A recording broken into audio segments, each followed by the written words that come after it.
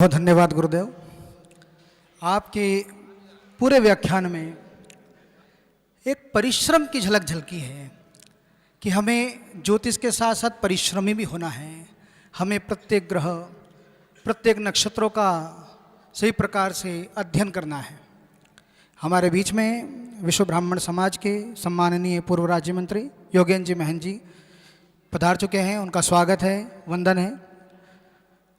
शिव मेहता जी का स्वागत है, रविश त्यागी जी का स्वागत है, CL चोरे जी, आचार्य डॉक्टर राकेश शुक्ल जी। जब परिश्रम की बात चली है, ज्योतिष की बात चली है, तो एक चार पंक्तियां मुझे याद आती है कि परिश्रम से बढ़ती है सितारों की कृपा, कर्म का पाठ सिखा था, ज्योतिष का दीप जला, श्रद्धा और विज्ञान का अद्भुत यह मेल, ज्योतिष के प्रकाश से मिलता जीवन का यह खेल, जीवन का यह खेल। तो हमें प्रत्येक विधा में अपना पूर्ण रूप से अध्ययन करना चाहिए, परिश्रम करना चाहिए। अब हमारे बीच में उपस्थित एक ऐसी विभूति जिनकी ज्योतिष के क्षेत्र में विद्वत्ता और अनुभव अद्वितीय है, आचार्य श्री अनिल वत्स जी हमारे बीच उपस्थित हैं। न केवल भारत बल्कि विश्व स्तर पर वैदिक ज्योतिष को एक नई पहचान दी है और उनकी ज्योतिषीय दृष्टि और मार्गदर्शन से अनगिनत लोगों ने अपनी जीवन की दिशा को भी बदला है, सही मार्ग तक पहुँचे हैं। तो आइए आज के इस शुभ अवसर पर हम गर्व और सम्मान के साथ उन्हें बुलाते हैं, आचार्य श्री अनिल वत्स जी। जोरदार तालियों के साथ हम उनका स्वागत करते हैं। गुरुदेव आचार्य अनिल वत्स जी।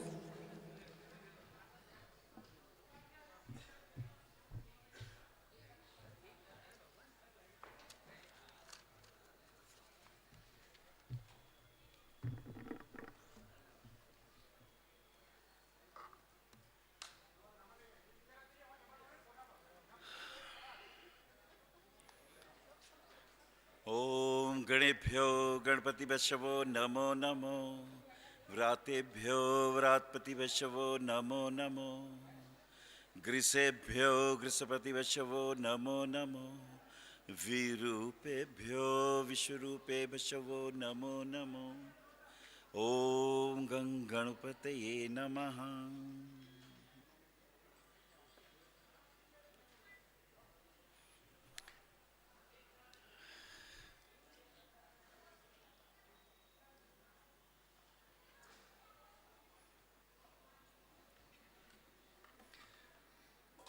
मेरे सामने उपस्थित सभी ज्योतिष के रस को पीने वाले और ज्योतिष के सिद्धांतों को सुनने वाले और उसकी विधा में तप करते हुए सभी दिव्य आत्माओं को मैं हृदय से आपका स्वागत करता हूं और आपका अभिनंदन करता हूं, स्वागत करता हूं। मंच पर आसीन संतोष भार्गव जी अद्भुत हैं, भागवत कथा करते हैं और ज्योतिष के सम्मेलन भी कराते हैं और इसी माध्यम से इतने प्यारे प्यारे दीपक, और दीपक भी अलग अलग विधाओं के, कोई लाल किताब के एक्सपर्ट हैं, कोई वैदिक ज्योतिष के हैं, कोई हस्तरेखा के हैं। These all are the branches of astrology. सनातन का जो बीज है ये उसके बट वृक्ष हैं और बट वृक्ष में खिली हुई कोपले हैं, कोपलों से निकले हुए पुष्प हैं और वो पुष्प सुगंधित हो रहे हैं, लहरा रहे हैं और हम सब भाग्यवान हैं कि इन सभी विभूतियों को यहां एक मंच पे देख रहे हैं।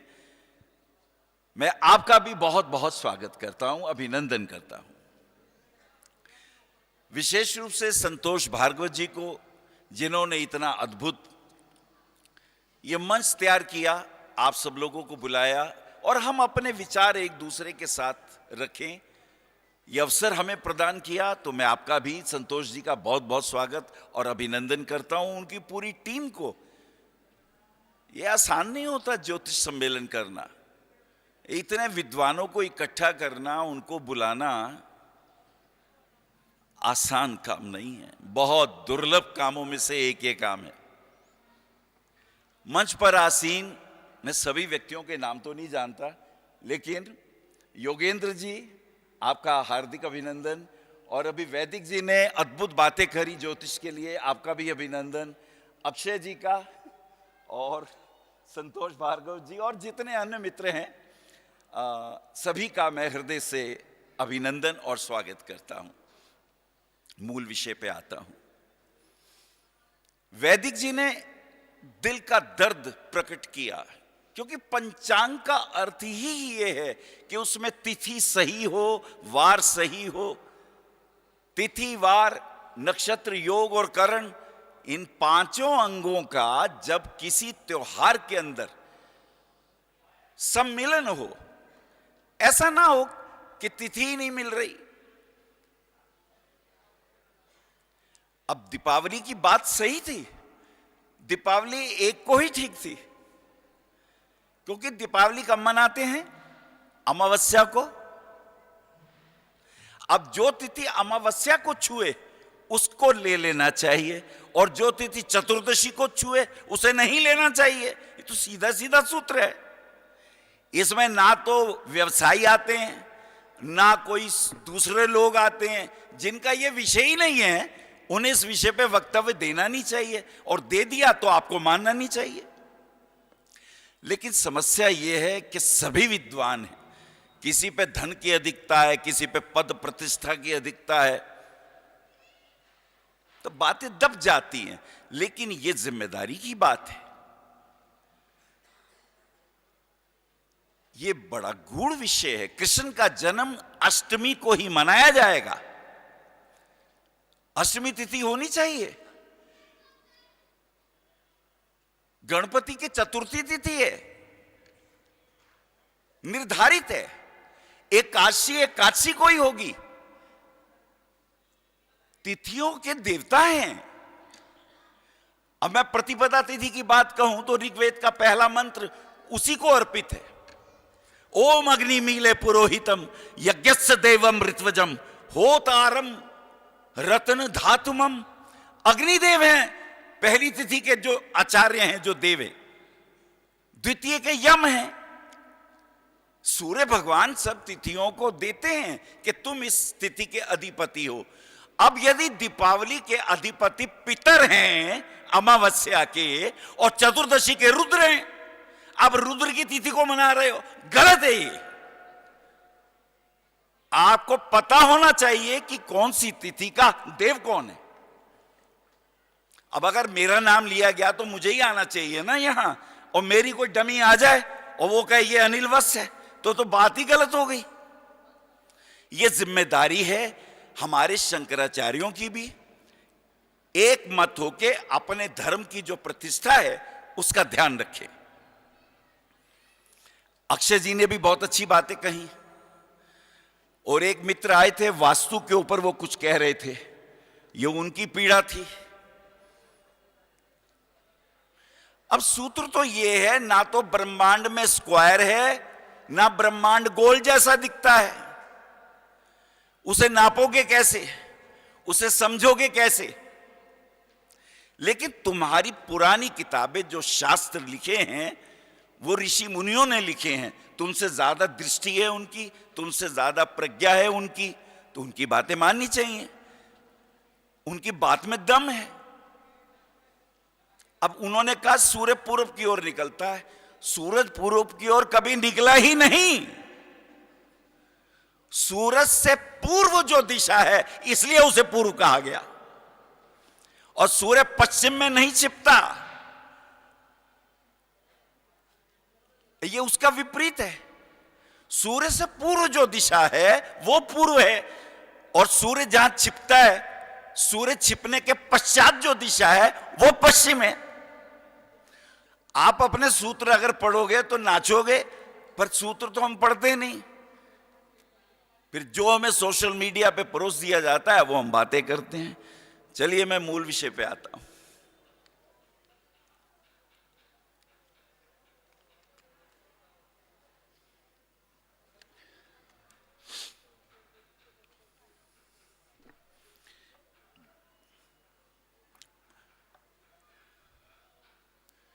मैं ज्योतिष के ऊपर मेरे सामने कई लोग जन्मपत्री लेके आते हैं, कहते गुरुजी आपसे पहले उन गुरुदेव के पास गया था, उन्होंने कहा था नीलम पहन लो। मैंने जन्मपत्री देखी तो मुझे लगा ये रतन ठीक नहीं पहना, क्योंकि अभी तक ये नहीं पता कि रतन धारण कैसे करते हैं और इसका निर्णय कैसे होगा। पराशर ऋषि ने, हालांकि ये आप अध्याय पढ़ाए हैं, पर मैं फिर से एक बार याद दिलाऊं क्योंकि ये जरूरी है, इसी आधार पर निर्णय होता है। अब जो हमारे पास जन्मपत्री है, हम क्या देखते हैं? लगन क्या है, यही देखते हैं ना। लगन से 1, 5, 9 तय करते हो और त्रिकोण के देवों को शुभ मानते हो। लेकिन पराशर ऋषि कहते हैं ये 33% निर्णय हुआ। चंद्र कुंडली कहां गई? चंद्रमा को देखो, चंद्रमा के नक्षत्र को देखो। हो सकता है तुम्हारा लगन तो मेष हो और चंद्रमा वृषभ राशि में हो। अब तुमने लगन से तो तुमने कहा पुखराज पहन लो। अब जब चंद्र राशि को लगन बनाओगे तो वो वृषभ लगन आ गया, वहां पुखराज भाई साहब गए, वहां 2, 6, 10 वहां के आचार्य शुक्राचार्य हो गए। अब क्या करोगे? एक और भी कुंडली है, सूर्य कुंडली। अब सूर्य को देखो, हो सकता है वो भाई साहब मिथुन राशि में हो। तो मेष, वृषभ और मिथुन, 3 लगन मिले तुम्हें। क्या निर्णय दोगे? 33% फलित डिवाइड हो गया। अब क्या करोगे? तो पराशर ऋषि ने इसका सूत्र बताया है। वो कहती है ये देखो, लगने 2 प्रकार की हैं, एक दैवी और एक आसुरी। एक दैवी लगन है, एक आसुरी लगन है। उनका एक सूर्य, चंद्रमा, मंगल, बुध, इन्हें एक तरफ कर दो। सूर्य, चंद्रमा, बृहस्पति, मंगल को एक तरफ कर दो और बाकी शुक्र, शनि, बुध, राहु, केतु को एक तरफ कर दो। ये आसुरी लगन है, वो दैवी लगन है। वो समझा रहे हैं हमको। और वहां वो एक बड़ी खूबसूरत बात कहते हैं कि ये देखो 3 लगनों में से 2 लगनें किस पक्ष की हैं। अगर लगन आपका मेष है और चंद्रमा सिंह राशि में है तो ये 2 लगनें एक सी मुझे दैवी लगन मिल गई। और मेरा सूर्य जो है वो मिथुन में है, तो 3 लगनों में से देखो 2 लगन दैवी लगन है या आसुरी लगन है। और कभी कभी तो तीनों लगन, सूर्य चंद्रमा अगर लगन में बैठे हों तो सूर्य लगन भी वो, चंद्र लगन भी वो, और जो लगन है वो भी वो, तीनों लगन एक से मिल गए। जिस व्यक्ति की कुंडली में तीनों लगन आसुरी हो या दैवी हो, वो अप्रत्याशित सफलता की सीढ़ियां चढ़ता है, क्योंकि 99% फलित शुभ हो या अशुभ उसको मिलेगा। बाकी के फलित डिवाइड हो जाएंगे। अब इसे भी समझो, इसमें भी सीक्रेट है। हमें यह देखना चाहिए, पराशर ऋषि कहते हैं भाई ये 4 नियम याद रखो, तुम्हारी भविष्यवाणी गलत नहीं होगी। अक्षय जी ने अभी कहा कि बृहस्पति बैठा हुआ था, उसकी दृष्टि शुभ थी, असर अशुभ हो गया। वो सही कह रहे हैं, क्योंकि हमने पराशर ऋषि के इस 3 लगनों को नहीं देखा। हो सकता है मेष लगन में गुरु अच्छा फल दे रहे हो और चंद्रमा मिथुन के हों, वहां यह बृहस्पति तो घोर शत्रु हो जाएगा। केंद्र का स्वामी होके, केंद्र के स्वामी परस्पर शत्रु होते हैं। सूत्र लीजिए, आपको आसानी होगी भविष्यवाणी करने में, पत्री देखने की कला आ जाएगी आपको। हम ज्योतिषाचार्य तो हो गए हैं, पर पत्री देखने में चूक हो जाती है, सबसे हो जाती है। पहला सूत्र, त्रिकोण के स्वामी सदा शुभ होते हैं। पहला नियम, कोई भी ग्रह बैठा हो त्रिकोण में, शुभ हो तो शुभ होते ही हैं, अशुभ हो और शुभ हो जाते हैं। त्रिकोण के ग्रह हमेशा शुभ होते हैं, उनकी दशा अंतरदशा में शुभता मिलती है। अच्छा गुरुजी एक बात बताओ, अगर मिथुन लगन हो तो त्रिकोण का स्वामी नवम भाव के अंदर शनि आया और वो अष्टम भाव का भी स्वामी है, त्रिक भाव का भी स्वामी है, क्या अब भी शुभ है? वो अष्टमेश होकर अशुभ नहीं हो गया? नवमेश होकर तो शुभ हुआ, मान लिया आपकी बात। तो सूत्र पराशर ऋषि ये कहते हैं, यद्यपि अष्टम भाव का स्वामी नवम भाव का द्वादशेश है, द्वादश भाव है, हानि करने वाला है, लेकिन यदि त्रिकोण का स्वामी हो गया तो अष्टम भाव से बली माना जाएगा। तो सूत्र याद रखें, त्रिकोण के स्वामी सदा ही शुभ होते हैं। अब इसका उल्टा लीजिए, तीसरे, छठे और 11वें भाव के स्वामी हमेशा अशुभ होते हैं। अरे गुरुजी 11वें भाव का स्वामी कैसे अशुभ होता है? वो तो प्राप्ति का भाव है, वो तो हमें धन प्राप्ति, लाभ प्राप्ति, यश कीर्ति की प्राप्ति, प्रसिद्धि की प्राप्ति का भाव है। हां वो छठे से छठा है ना, भावात भावम। त्रिक भाव जो है 6, 8, 12, वो छठे का भावात भावम है। वो धन के लिए अच्छा है, आर्थिक दृष्टि से तो अच्छा है, लेकिन रोग देगा, बीमारी देगा, रोग, रिपु, ऋण, कर्जा, वकील। तो 3, 6, 11 भाव के स्वामी अशुभ होते हैं। ये सूत्र पल्ले बांध लो। एक आशेष की दशा में यह मत कह देना, अरे तेरा तो बहुत बढ़िया होने वाला है, उसका एक्सीडेंट हो गया, वो बीमार हो गया, उसका लीवर फेल हो गया, तो तुम्हें गाली देगा और तुम कहोगे पता नहीं यार पढ़ा तो सही था, भविष्यवाणी कैसे गलत हो गई। तो पहले तो 3 सुदर्शन पद्धति के अनुसार लगन कुंडली, चंद्र कुंडली और सूर्य कुंडली से देखो कि कौन से ग्रह को बल कितना मिला है। दूसरा सूत्र कि त्रिकोण के स्वामी तो शुभ हैं, लेकिन 3, 6, 11 ये अशुभ क्यों है जी? ये त्रिखड़ाए के स्वामी हैं, इसलिए अशुभ हैं। त्रिखड़ाए के स्वामी जहां बैठे उस स्थान को दुख देते हैं, कष्ट देते हैं।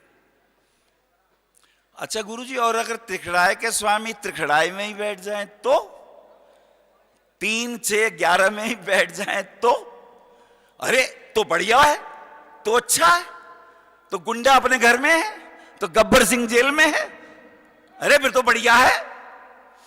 लेकिन अगर गब्बर सिंह वहां से निकल के तुम्हारे मोहल्ले में आ गया तो गड़बड़ है।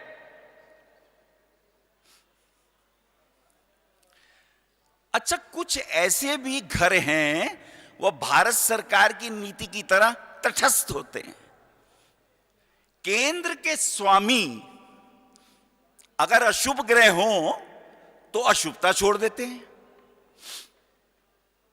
केंद्र के स्वामी अगर अशुभ ग्रह हो तो अशुभता छोड़ देते हैं, और केंद्र के स्वामी यदि शुभ हो तो शुभता छोड़ देते हैं।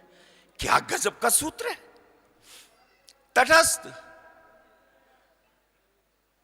नदी के किनारे खड़े हैं, एक बच्चा डूबा, वो डूब रहा है, और वहां से चिल्ला रहे हैं बचाओ बचाओ, अबे कूद रहे हो उसे बचा, नहीं हम बचाएंगे नहीं, हम तो तटस्थ हैं, तट पे ही खड़े हैं। भारत सरकार की नीति तटस्थ हैं जी हम। ये शुक्र करो मोदी आ गए, उन्होंने कहा भाड़ में गई तटस्थता, निर्णय लेने पड़ेंगे। धन्य भागे योगी जी, निर्णय लेने होंगे। जाने क्या क्या हमें पिला दिया, समझा दिया, और कई पढ़े लिखे बच्चे हमारे बहक गए।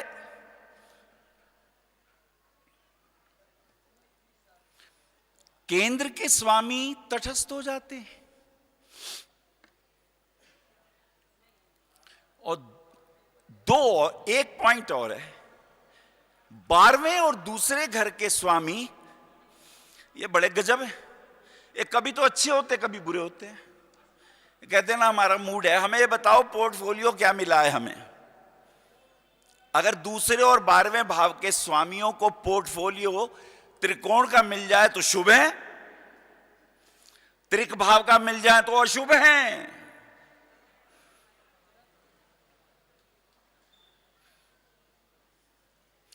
अरे मजा आया कि नहीं आया बताओ, हाथ उठा के बताओ। पहली क्लास का लेक्चर है ज्योतिष का जो मुझे बोलना पड़ रहा है। हम बहुत पढ़ लिख गए हैं और नींव भूल गए हैं, इसलिए नींव याद दिलाने के लिए मुझे ये बातें करनी पड़ रही हैं। अच्छा गुरुजी एक बात तो बताओ, और अगर दूसरे और 12वें भाव में एक राशि चंद्रमा की हो, एक सूर्य की हो, तो उनका दूसरा भाव ही नहीं, अब कहां का फल करेंगे अब बताओ। भाई हर राशि के, हर ग्रह की दो दो राशियां हैं ना, तो एक राशि तो पड़ी दूसरे में और दूसरी राशि केंद्र या त्रिकोण में पड़ेगी या कहीं भी पड़ेगी। लेकिन अगर चंद्र सूर्य हो तो ये देखो वो चंद्रमा कहां बैठा है। चंद्रमा त्रिकोण में बैठा है, केंद्र में बैठा है, तो पोर्टफोलियो के हिसाब से अपना फलित करेगा। तो ये चार बातें हमें समझ में आ गई, सुदर्शन पद्धति भी हमें समझ में आ गई। हमारी भविष्यवाणी क्यों गलत होती है? हमने लगन कुंडली से पुखराज पहना रखा भाई साहब को, और उनका चंद्रमा जो है मिथुन राशि में है। मिथुन राशि में जो गुरु है वो सप्तमेश और दशमेश है। सप्तमेश होकर मार्केश है और दशमेश होकर लग्नेश बुध का मित्र नहीं है। सूत्र याद रखो, केंद्र के ग्रह शत्रु होते हैं। देवासुर संग्राम यहां से जन्म हुआ, क्योंकि केंद्र में दो राशियां मित्र होंगी, दो राशियां शत्रु होंगी। इसी को तो देवासुर संग्राम कहते हैं। क्या कहते हैं इसे? अरे बोलो। अरे गुरु बुध का, अब बुध तो अच्छा ग्रह है पर गुरु उसका शत्रु क्यों है भाई? क्योंकि सूत्र यह है कि केंद्र के अधिपति शत्रु होते हैं।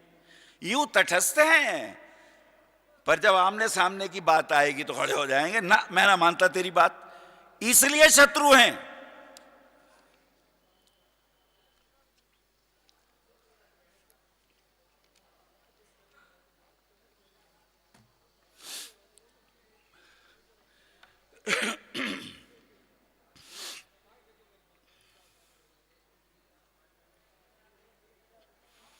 चलिए एक बहुत कीमती सूत्र दे रहा हूं आपको। अक्षय जी ने राहु केतु के ऊपर कुछ कह दिया था। ये बड़े प्यारे हैं अक्षय जी। आज के युग में ऐसे व्यक्ति कम मिलते हैं। यूं भागवताचार्य भी हैं पर ज्योतिष की वो बातें यक्ष प्रश्न चिन्ह खड़ा कर देंगे कि उत्तर ढूंढते रहो। अक्षय जी के लिए भी एक बार तालियां फिर से बजनी चाहिए। ये मोगा के कोहिनूर हीरा हैं। अच्छा गुरुजी ये बताओ कि इस आदमी को सफलता मिलेगी या नहीं मिलेगी? कुंडली देख के कैसे पता चले? ये आई कुंडली और ये देखा और आपने बोल दिया, तो कैसे पता चले? उसका सूत्र क्या है?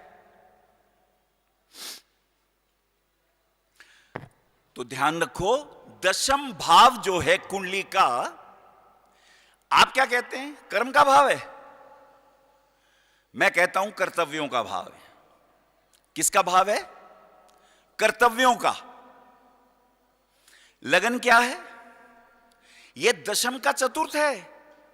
अगर कर्तव्यों का निर्वाहन सही हुआ तो लगन फलीभूत होगा। जैसे लगन का चतुर्थ भाव लगन का सुख है, ऐसे ही दशम का लगन, दशम कर्तव्यों का सुख है। अब यदि दशम भाव पर शुभ ग्रह है, दशम भाव का स्वामी त्रिकोण में या केंद्र में है या स्वराशि में है, तो वो शुभ है। अब देखो मजा, ये तो शुभ हुआ। भाई मेरे पास जेट है, बहुत बढ़िया वाला है, चलाने के लिए मुझे एक चालक चाहिए कि नहीं चाहिए? तो दशम भाव चालक चलेगा कैसे? इसे चलाओगे कैसे? इसे चलाने के लिए तीसरा भाव साहस का है। किसका है? निर्णय लेने का है, डिसीजन लेने का है। और तीसरे भाव में अगर मंगल और सूर्य नहीं है, तीसरे भाव को अगर मंगल सूर्य नहीं देखते हैं तो डिसीजन पावर आती ही नहीं।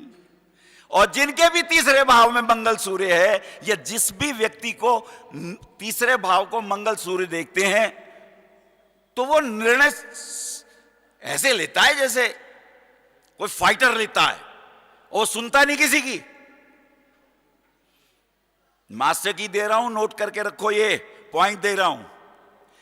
अगर लग्नेश शुभ है और दशम भाव भी अच्छा है, दशम भाव पे शुभ ग्रहों की दृष्टि है, और तीसरे भाव में मंगल और सूर्य जैसे तेजस्वी प्लेनेट की, ऊर्जा देने वाले प्लेनेट की दृष्टि नहीं है, तो एक कल्पना लोक में रहेगा। हाँ करेंगे, अरे भाई कर नहीं पा रहे, इच्छा तो है हमारी, कर नहीं पा रहे।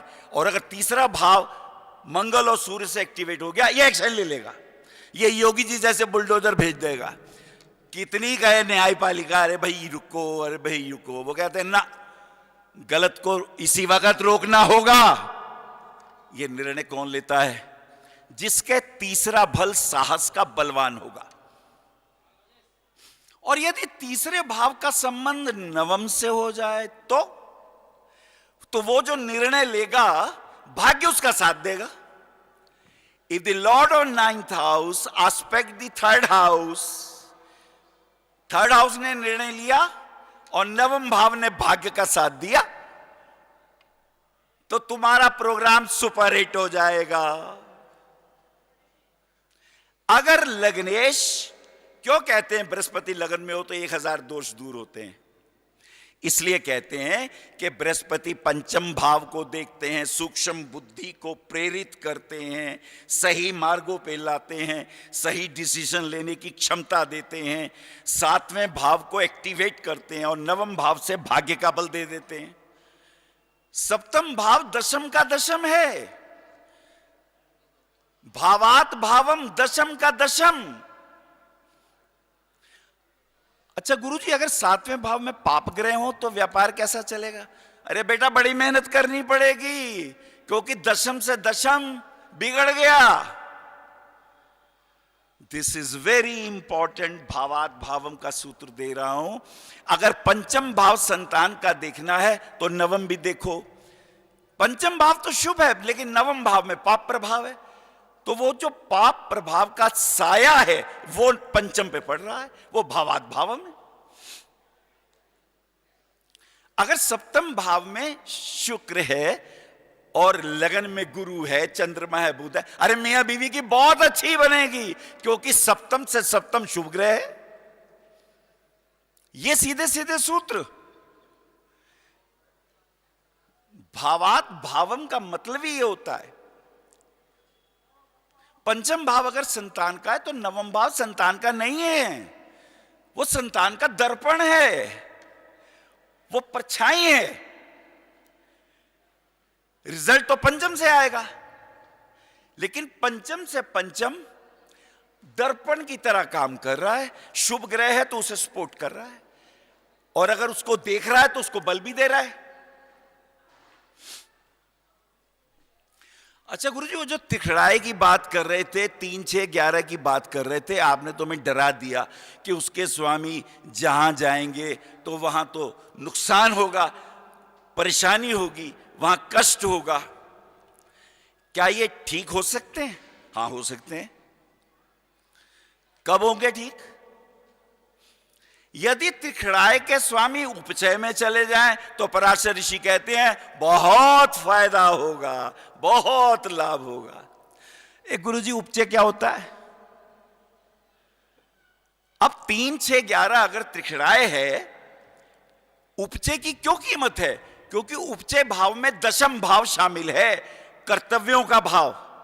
याद रखिए, कर्तव्य जिसके हैं अधिकार भी वही मांग सकता है, और उसी को अधिकार मिलते हैं जो कर्तव्य पूरा करता है। उपचय में दशम है पर त्रिखड़ाए में दशम नहीं है। त्रिकराय में वो ऐसा बेटा है नालायक, मैं इस बाप का बेटा हूं, इसकी प्रॉपर्टी में मेरा हक है, मैं तो लड़ूंगा। ये त्रिकराय है। उपचय, पिता ने जो कार्य किया वो उसके अंदर हाथ बटा रहा है, पिता के साथ चल रहा है, ये उपचय हो गया।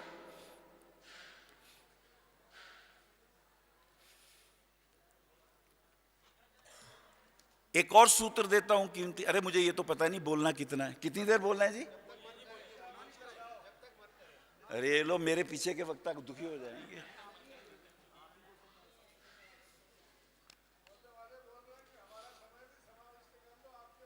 अरे प्रभु ऐसा ना कर भाई।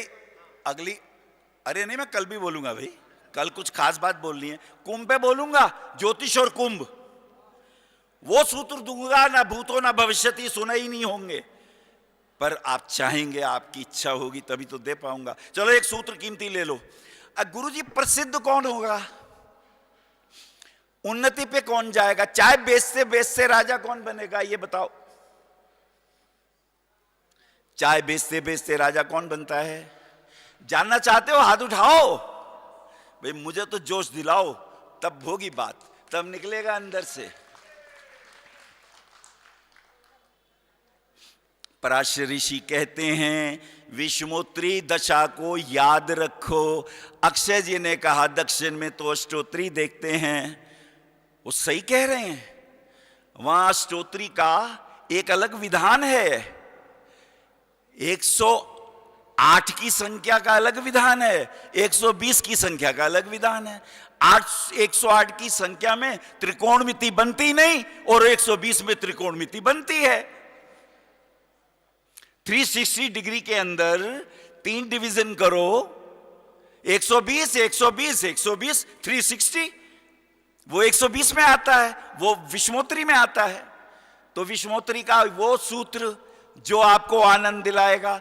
जब भी कोई आके ये पूछे, गुरुजी मैं आईएएस अफसर बनूंगा नहीं बनूंगा, आईपीएस बनूंगा नहीं बनूंगा, गुरुजी अभी हमने ना टिकट लिया है, जीतेंगे नहीं जीतेंगे, हम कहीं पहुंचेंगे नहीं पहुंचेंगे, हमारी मंजिल हमें मिलेगी नहीं मिलेगी।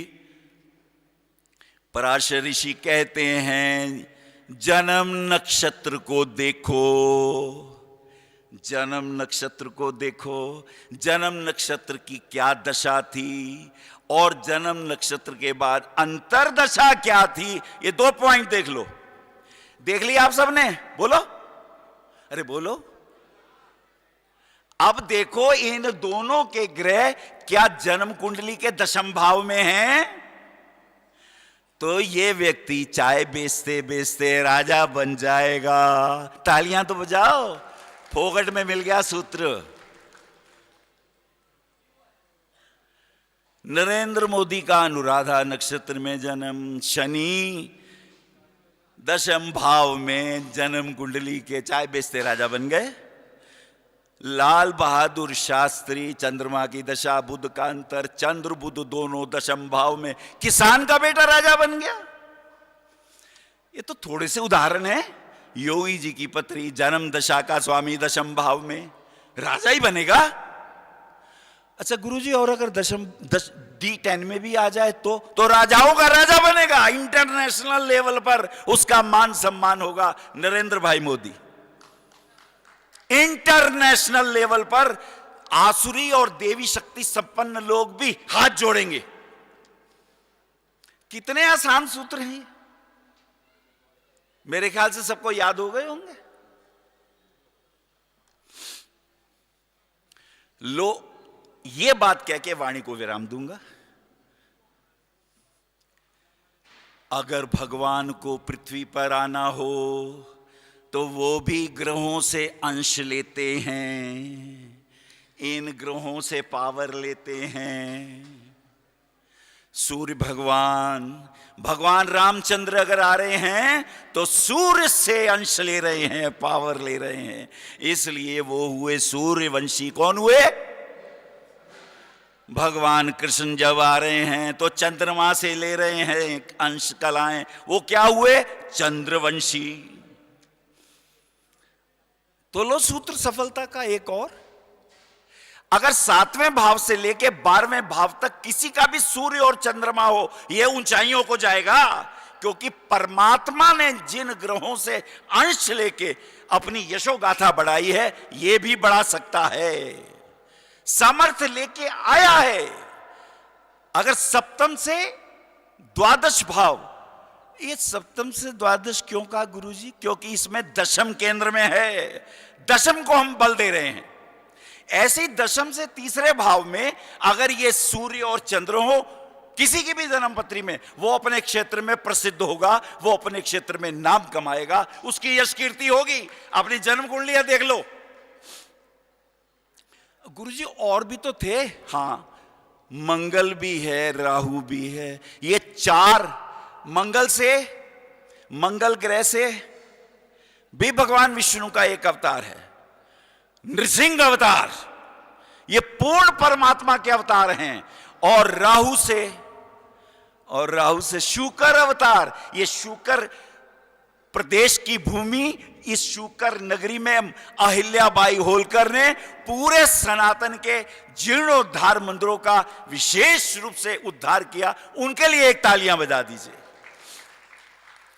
तो सूत्र आज ये निकला कि यदि सूर्य चंद्रमा मंगल और राहु 7वें से 12वें या दशम से तीसरे हो, यह प्रसिद्ध होगा, यह झंडे गाड़ेगा। सूर्य की दशा आएगी, चंद्रमा की दशा आएगी, राहु की दशा आएगी, मंगल की दशा आएगी, और यदि दशम से उसका संबंध है, यह राजा बनेगा। तो तालियां बजा लो अब। थैंक यू, बहुत बहुत धन्यवाद। जय ज्योतिष, जय ज्योतिष, जय ज्योतिष।